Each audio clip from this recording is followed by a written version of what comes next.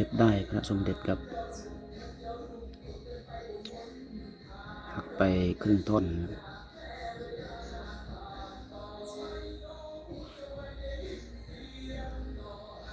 เสียดายครึ่งท่อนแต่ก็สภาพข้างบนยังสวยอยู่นะ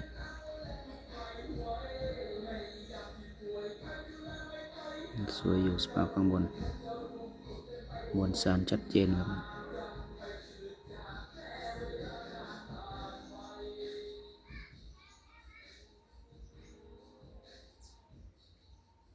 เก็บได้ที่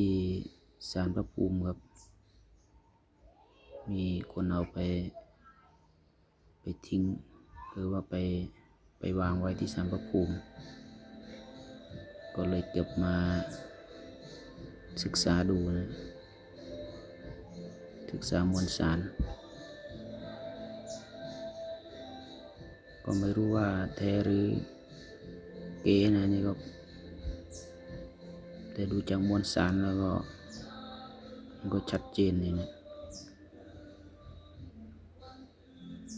เพื่อนๆคนไหนที่มีประสบการณ์ก็ชี้แนะชี้นำได้นะว่าสมเด็จ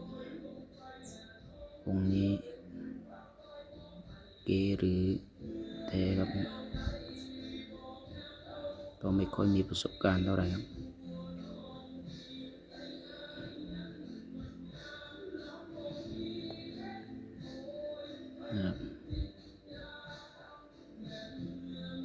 ก็ใหญ่อยู่นะใหญ่ถ้าเทียบกับ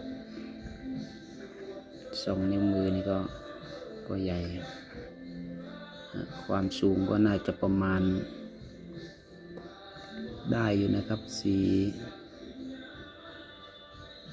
นิ้วกว่านะความสูง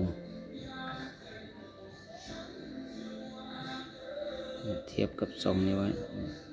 ก็ใหญ่อยู่ครับ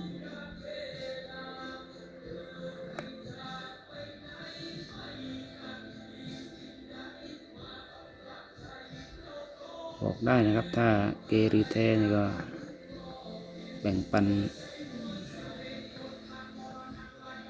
ความรู้ครับ